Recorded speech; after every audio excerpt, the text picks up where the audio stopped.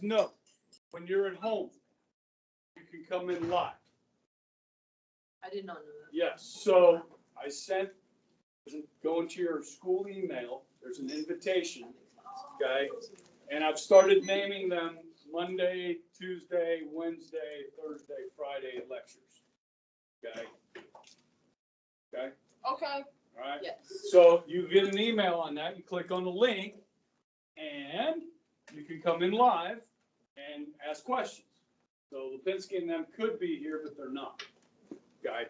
All right, so yes, this weekend, I tasked you with reading the political philosophy of social contract under Hobbes, Locke, and Rousseau. And also, some of you did the assignment. On John Locke's second treatise of civil government.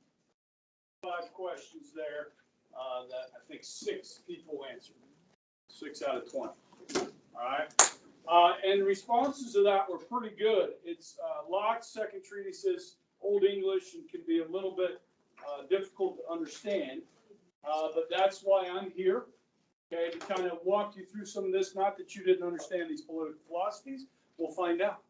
Okay, so we're going to start with Hobbes, okay, and his most famous work is the Leviathan, all right, and so a lot of this comes from his book Leviathan, as far as his theory on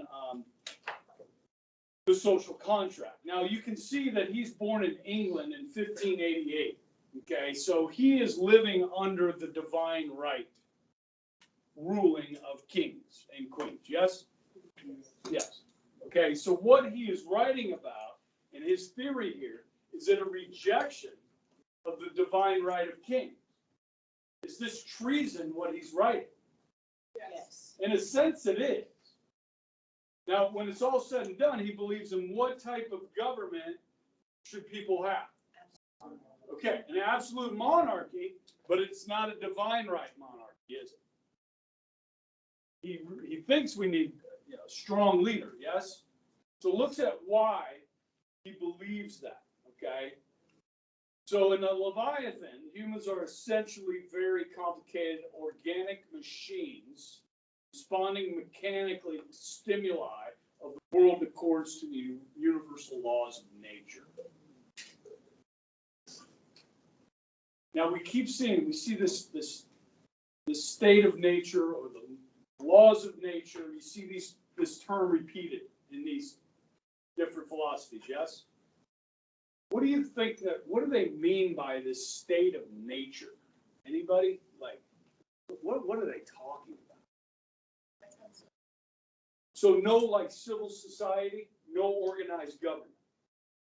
In a state of nature, where we're all just here. There's no rules. Because that's what your stimuli tells you to do. Right. Okay. So now Heidi is rational. She can protect herself. Yes. And she can get a knife to defend herself against your attack. Well, I'm going to get a gun then. Okay. And then she's going to get a bazooka. Okay. But listen. Yeah, this state of nature, I kind of like think of it this way, like the laws of the jungle, right? Just like living in a jungle, okay? Or more modern sense, The Purge. Like some of you have watched that movie, The Purge, okay? It's open warfare, state of nature, okay? And because we're, what, selfish? We selfish? Yes. Are humans selfish? Yes. Yes. Okay. Yeah, so, but also subjective. What is meant by that? Subjective. Yeah, Ruby?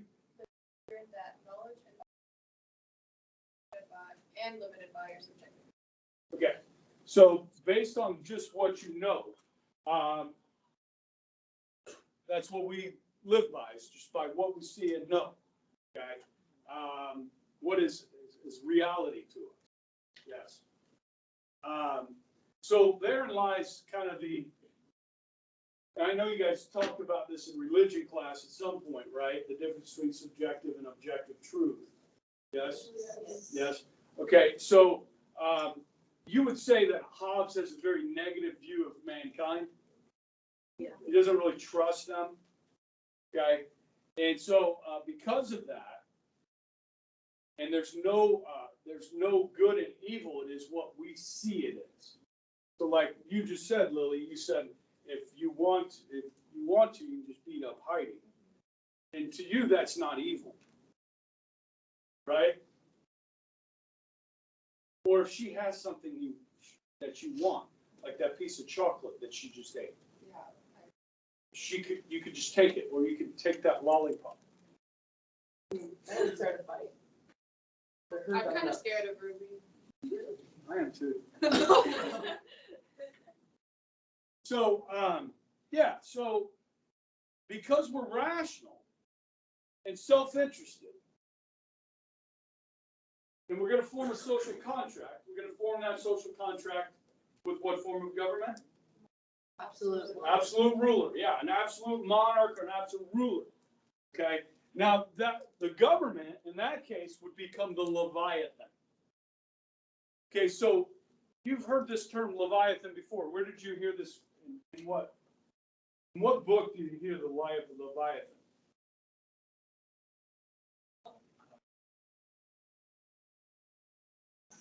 Say it. It's in the Bible. Lily. I was hoping Lily would know what book in the Bible, but I believe it's in Genesis. Leviticus? It just sounds like that. Yeah. What is it in the Bible? What is the Leviathan?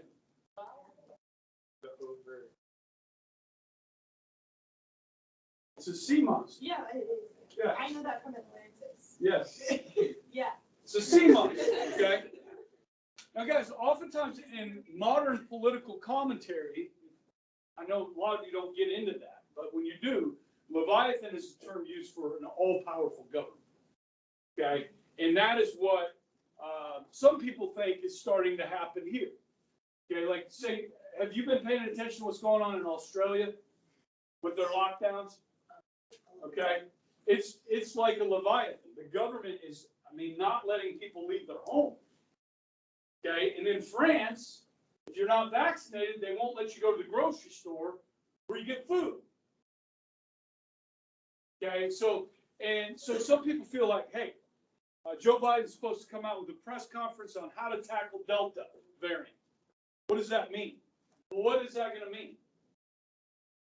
How are you going to control the citizens to control this virus? Okay, so Leviathan is kind of code word for all-powerful government.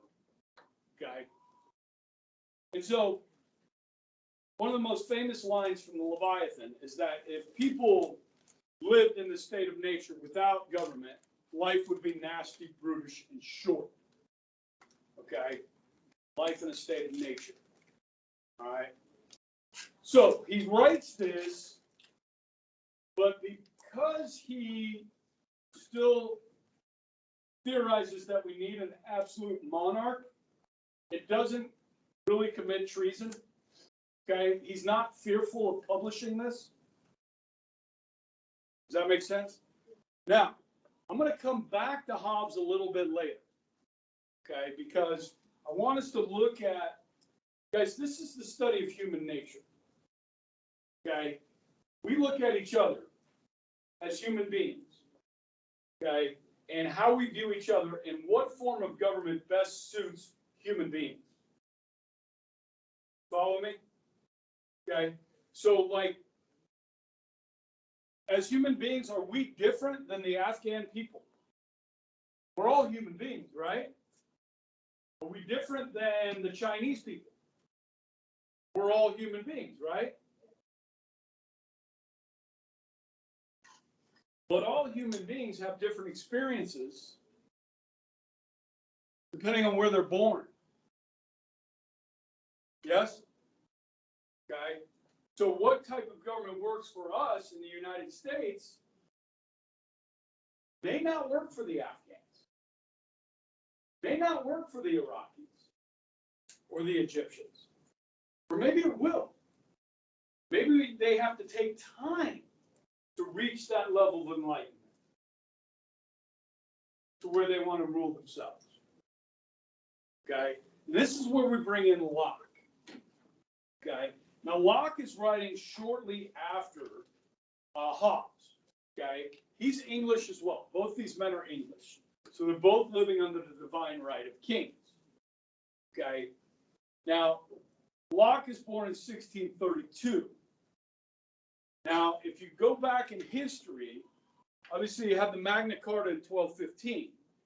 But in 1628, you're going to get what's called the Petition of Right, which is the New English Constitution.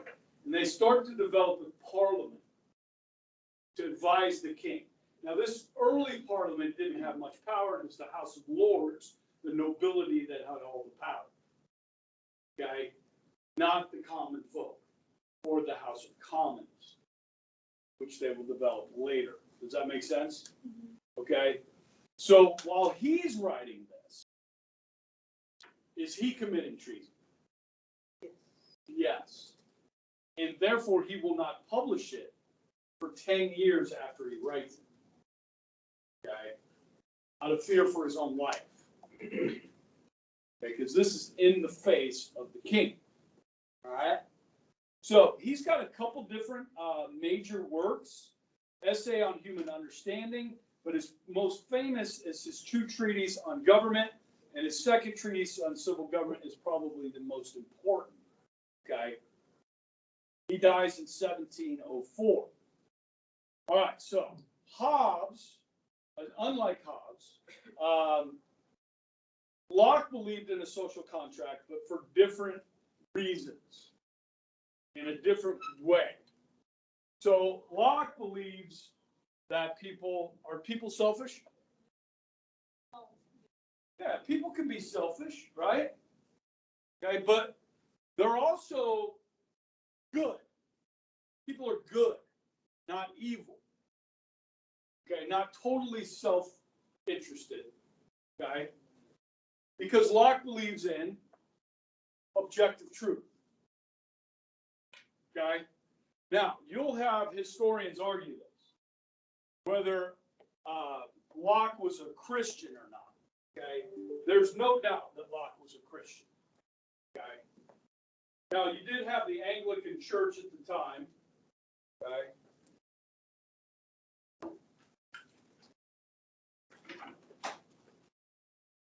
Now, the Protestant Reformation happens when?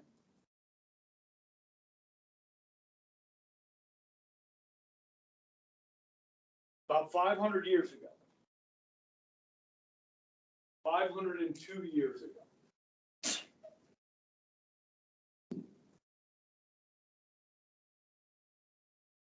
1517? 1570. So it was when I was in Bible now. When I was in middle school, it was 500. Okay, so 1516? 1792. The 500th anniversary of Protestant Reformation. Okay. So by this time, what is England? The time that Locke is right. Is England Catholic or is it Protestant? It's Protestant. Okay. That's important to remember here. Okay. So France is a little bit behind when it comes to all this. Okay. France, which is still Catholic, as far as these ideas penetrating. Oh, and when they do penetrate in France, we're going to get the French Revolution. Okay, so it's really going to penetrate. You know what I mean? These ideas. Okay, when we get to Rousseau, especially. All right. So, guys, a long time ago, when I first moved to Kansas, my wife is a cradle Methodist, so she was born in the Methodist church with the Methodist church. So when we got married, I started going to the Methodist church instead of the Presbyterian church. And so we went to this church, East Heights United Methodist here in town. And we had a Bible study class. So we take one book of the Bible and do a study, and then move on to another book. Okay, and there was probably like 15 people in our class, called it Bible 101. And after doing this for about 2 years, somebody came up with the idea, said, well, why don't we try something different? Like, look at the impact of religion on our country. Okay, and so they all looked at me, the history teacher, and said, why don't you find something for us to study? So I picked up this book. It's called Christianity and the Constitution. Okay, and the author of this book, John Edismo, does a section on Locke. Okay, and the impact of Locke on the United States and the founders of this country. Okay, they use this term in the when you look at the second to last line of the biography part. He wrote two treatises on government, which outlined his liberal ideas about government. Okay, liberal here is classical liberal, guys. Classical liberalism, which is liberty, right? Freedom. Okay, when you start talking about freedom from a king, you start really challenging the status quo here. Okay, so human nature. Okay, just read that first line. Okay, the social contract theory is different because he had a different view of human nature and natural law. So, guys, in your religion classes, what are you taught about mankind at birth? We born good? We born evil?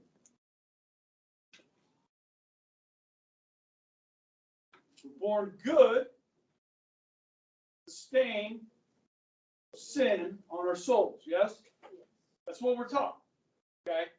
And so we have the capacity to do good, but we also have the capacity to do evil. But there is a truth. There is good and there is evil. How do we know that? How do we know we have truth? That there is good and there is evil? What? Divine what? Revelation? So what's that?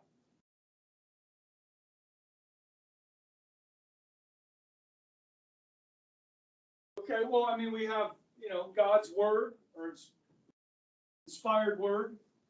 Yeah. The law of nature. Okay. Who's that?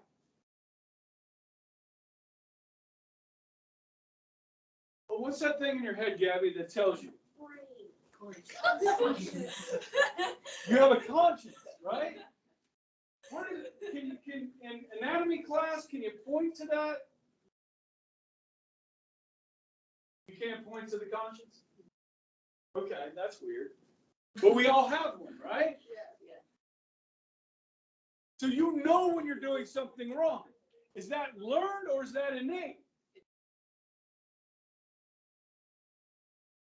Both, right? Nature and nurture, right? Yes? Okay, but you have that conscience. It's there. Yeah. Where did we get that? Oh, we got it from God. Okay, so if we know good and evil from birth and understanding right and wrong, we get that from God. Okay, so the state of nature is formed by God, right? Our conscience is born from God. So this means we maybe could have more freedom to choose our way of life? Or do we have to be dictated to? Now, the key terms, and I don't know if it's in here. Yeah, it is. Locke talks about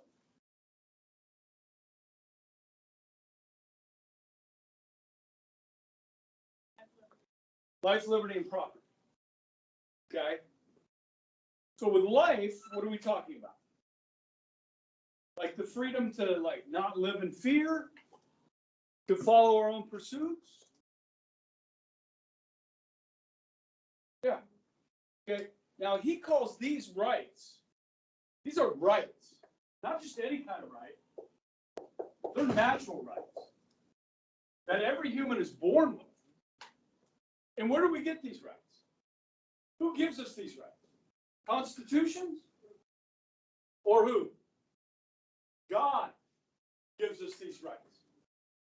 the life, liberty, and property. This is a very important distinction. Okay, because if man gives you these rights, then man can take them away. You follow me? If God gives you these rights, they can't be taken away.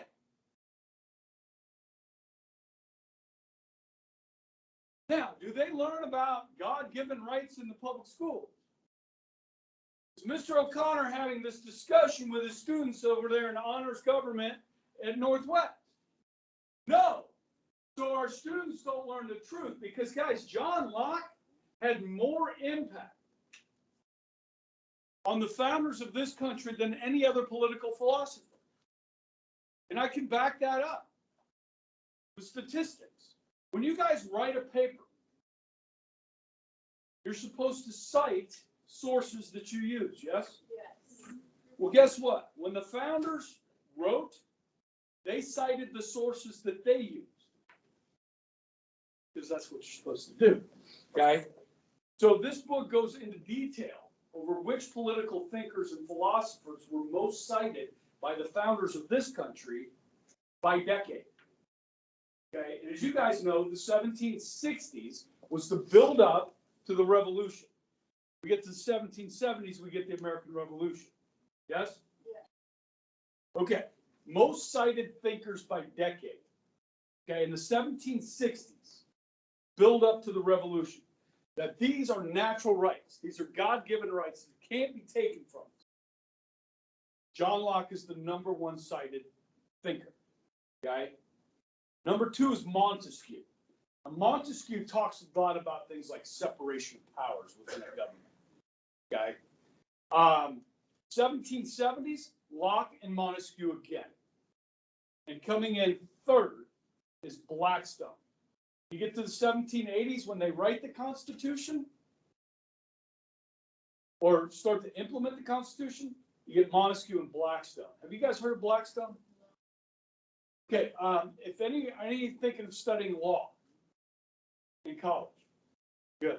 Okay, we got too many of those things. We got too many lawyers. Blackstone is kind of the author of English common law. Okay, so when we start drawing up our Constitution and our laws that Congress implements, okay, we use Blackstone. So if you go to law school, you're going to read a lot of Blackstone. Okay. All right. Also, distribution of citations by decade. In the 1760s, the Enlightenment, which are these authors are Enlightenment authors that we're studying now. The number two most cited was the Bible. In the 1770s, the most cited book, or so the different categories are Bible, Enlightenment, Whig, Common Law, Classical, or peers like their buddies. 1770s, the Bible is the most cited. So when Locke talks about property, did you see what it said in here about property with the Native Americans and the Europeans? Yes. They justified it because they were nomadic and they didn't work on that land. So Locke justifies the property also from the Bible. So who did God give the earth to originally? Who? Adam. And then he destroyed it. And he gave the earth to whom? Noah and his family. Okay, so Locke uses Genesis as a justification for this being a natural right of human beings to own their own property. Now, as far as treatment of Native Americans, that probably doesn't jive well with a lot of people. Okay. Okay. So back to Locke here. Okay, so natural law, objective truth. Okay, there is good, there is evil. Now he goes on here in the middle of that paragraph. It says the state of nature is pre-political, but not pre-moral. You guys understand that? So morality already existed because God created the state of nature. It's already here. Okay. Which, I mean, it tells you that Locke believes in God. Okay. And believes in truth. All right. Now, he's concerned with people stealing or fighting over private property, which is being created, whenever mixes their labor with the natural resources. Okay.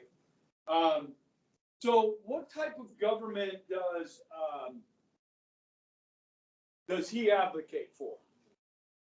Okay. Does it say representative democracy in there, or does it say democracy? Okay.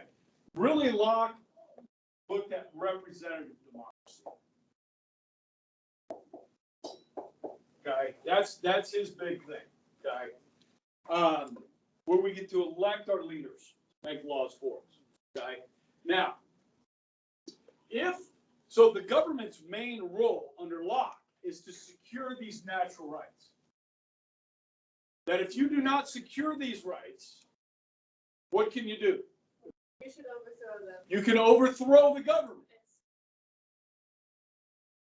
Yeah, if they don't uphold your rights. So why does government exist in Locke's view? To protect our rights. Not to destroy our rights, but to protect our rights. Okay? Now, we're going to fast forward to page,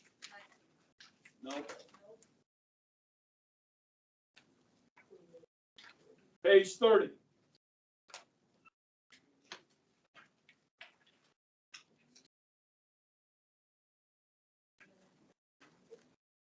Page 30.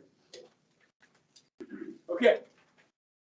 In the first paragraph, they're explaining to the British what we're doing here in this declaration. Okay. That we are going to separate from you. And then in paragraph 2, they're going to tell the British why. Okay. We hold these truths to be self-evident that all men are created equal, that they're endowed by the Creator. Who's that? God. With certain unalienable rights, that among these are life, liberty, and the pursuit of happiness. That to secure these rights, governments are instituted among men. What is that called?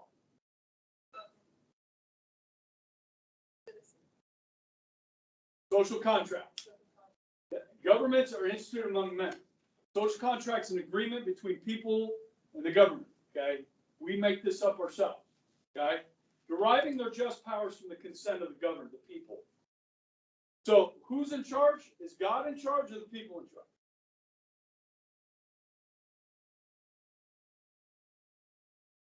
People, not God. So, in the divine right, who's in charge? God. In this, the people are in charge. Okay, which is radical. That whenever any form of government becomes destructive of these ends, it is the right of the people to alter or abolish it and institute new government, laying in its foundation such principles and organizing such powers in such form as to themselves most likely affect their safety and happiness. Okay, listen. What Locke is saying here is that if your government doesn't secure these rights, you have the chance to overthrow it. This is called the American Revolution. We're going to throw off the British. What we are doing, indeed, guys, is returning temporarily to a state of nature or war to form a new social contract. Does that make sense? Yes. So we're returning to war, to a state of nature. Okay? To achieve that end. Who wrote the Declaration of Independence? Who wrote that? Yeah, Thomas Jefferson. Now, he had the help of 4 other men on the committee to write. Now, did Jefferson plagiarize from Locke? Did he borrow heavily from Locke? Yes. Indeed, he did. And these are the truths that we forget in this country. Okay? These rights are given to us from God. If there is no God, if we forget about God, then can our rights be taken away? Yes. Now, I want you to think about this. I think we talked about this earlier, about the percentage of Americans that believe in God. It's dwindling, yes? So if we lose individually our objective truth, we turn into a subjective society. What do we call that today? Moral what? Relativism. Moral relativism. You see that in our society today? Just a little. Right? Just a little. And we're all guilty of it at some point or another because we all have sin. Okay? We try and justify our sin to ourselves a lot of times, yes? So if our whole society turns towards subjective truth, moral relativism, do we not need to revisit Thomas Hobbes? If we don't know how to behave ourselves and understand right from wrong as a society, do we not need a stronger, more powerful government to control us from being destructive to each other? I'm not advocating for this. I'm just telling you the truth. That's what will happen. If we do not know how to control ourselves, government will find a way to control us. If we're the problem, the government's going to control us if we're the problem. I mean, instead of us being the solution as human beings, as citizens of this country, we become the problem. Government will control the problem. So when you look at Afghanistan, Iraq, China, 1.3 billion people in China, 1.4. You think to yourself, do we want these people to have the same natural rights as we do? Because they come from God. So those people should have these same rights, which allows you to practice your religion, to seek property, to own property.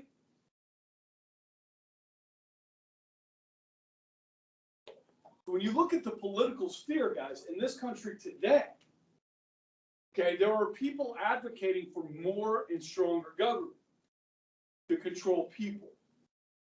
You understand that, right? Okay. There are certain rights that we refuse to give up. Okay?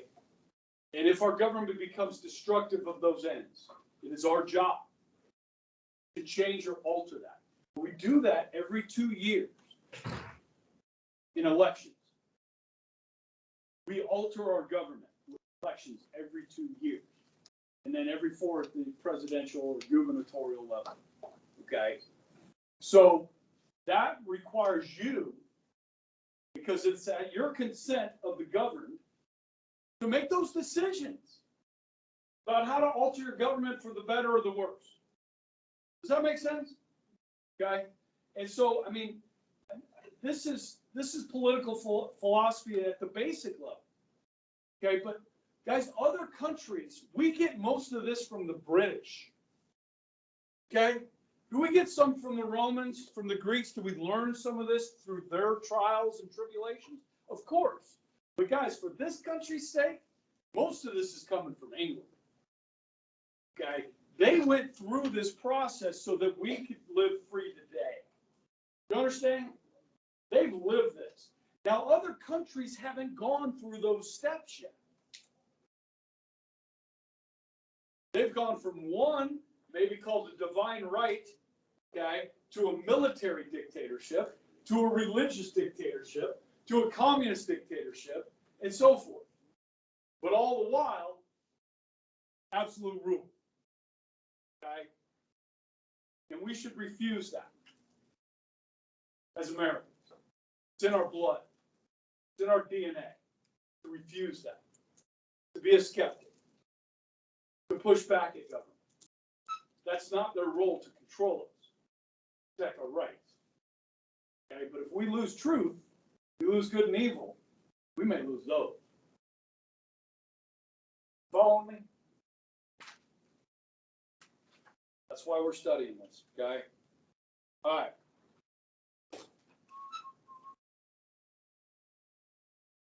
Anything else I need to talk about there? Anything that jumped out? And then any of those first two that like bugged you or you thought was interesting, you really liked, didn't like?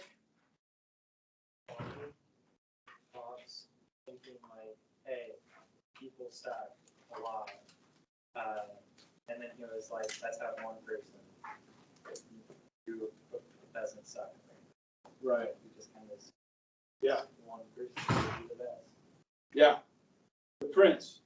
Those of you guys that read the second treatise, talks about the prince, right? You can't, I mean, the prince does what he wants. He doesn't answer to you. Okay? Well, thank you. How much time we got? 7 minutes? All right, let's jump into some Rousseau. Now, unlike the others, he's Swiss, not British. Okay? He's an interesting guy. The stuff that they wrote in here about the education part, I don't know if you read that. It talks about how people learn, okay, on education. That children should learn through experience, right? Which is true. A lot of people learn well through experience. Okay, more importantly, his ideas on liberty, equality, and brotherhood eventually led to the French Revolution. Okay, now, what sticks out about Rousseau? Like, what's the big thing that jumps out?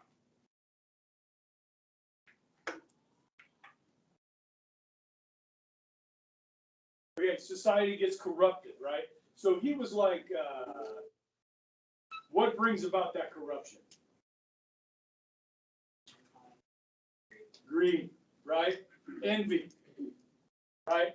But before we had industrialization and so forth, we're all agrarian, we all got along fine, right? And then we started getting stuff, right? We started getting private property. And that's what led us out of a perfect state of nature, yes? Everything was just fine. Okay, so what type of government, in his view, because we've been corrupted, what can bring us out of that corruption? Direct democracy, right? So this is, and that people may need to be forced to be free, or do what is in the best interest of the general will, even if you don't like it. It's what's best for everybody, yes? Okay, he's got this line in here about people having children. Why do people have children back when he's talking? We have them for selfish reasons, right? So they can take care of us when we get old. Right? Think about if you moved out here from Germany out to a farm in western Kansas. You're going to want to have a lot of kids? Why? Labor. Yeah. Now, today in the United States and in Europe and Japan, two people, a couple, married couple, heterosexual couples, are having less than 2 children on average, which means you don't continue the population. Yes? Your country dies because we have too many other distractions. We don't need a bunch of kids running around. That means I can't go do what I want to do if I got kids. Right? And we don't need the kids to take care of us when we're old. You got Medicare for that.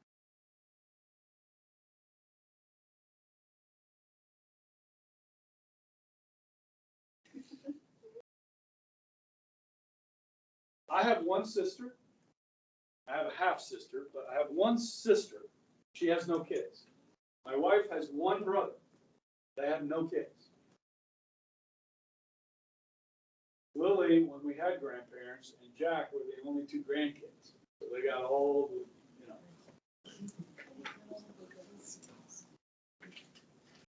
That's it. There's not a bunch of Ebrights running around. Like the Johnsons. Okay? What number are you? You're number 11? Of 11? Of 12. Okay. Sweet. Awesome. It's a great clan, the Johnson clan, man. So yeah, I mean, that's kind of interesting, right? And he says, maybe against your personal interest, but it's indeed what you really want, even if you don't realize it. I love that. I mean, like, come on, dude. Really?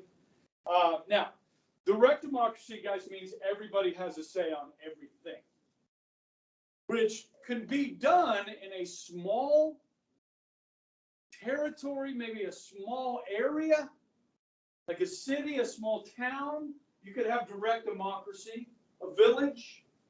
When you start talking about nation states and direct democracy, and you get the French Revolution, how'd that go? Have you guys studied the French Revolution? Not really. You're gonna read Tale of Two Cities this year? Yeah. You're gonna learn about it. Okay? The favorite tool of killing people? Guillotine. Yeah, the guillotine, right? It was bloody, guys. Now, when you read this, okay, let's find this right here.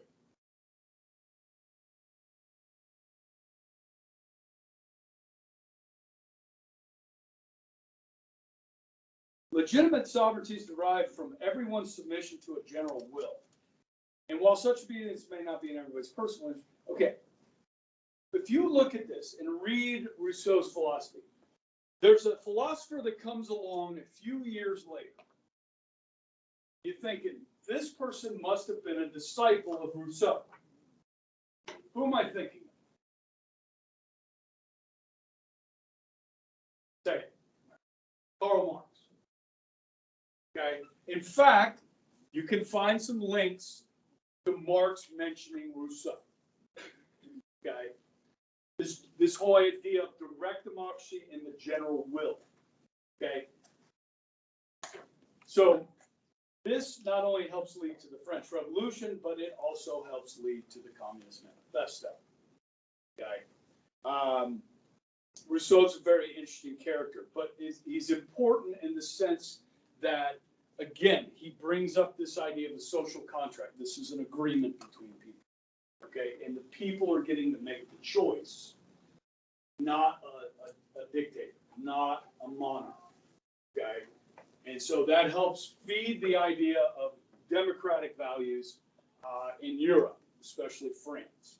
Okay, so these three, and guys, there's many others, like I said, but as far as the build up to the American Revolution and the ideas of the founding of this country, all three of these men were studied.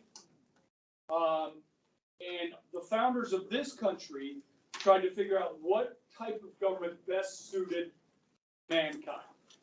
Okay? And so that is the why we have this form of government based on human nature and history. Good? Okay. Nice job, people. What do we got? Tomorrow, we'll pick back up on some notes. We'll be looking at different forms of government.